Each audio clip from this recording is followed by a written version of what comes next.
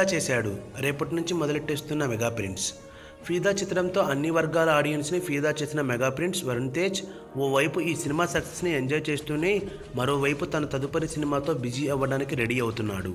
Varun Tej next cinema Venky Atluri దర్శకత్వంలో రూపొందనుంది. BVSN Prasad నిర్మించనున్న ఈ cinema పూజా కార్యక్రమాలు ఆల్రెడీ జరిగిపోయాయి. కాగా రేపటి నుంచి ఈ చిత్రం రెగ్యులర్ షూటింగ్ ఆరంభం కానుంది. ఒక లవ్ స్టోరీని 10 ఏళ్ల జర్నీతో ఈ సినిమా తెరకెక్కనుంది.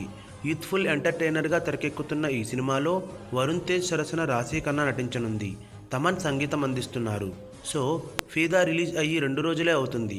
అయినా సరే పెద్ద గ్యాప్ తీసుకోకుండానే తదుపరి సినిమాతో బిజీ అవుతున్నాడు వరుణ్ తేజ్.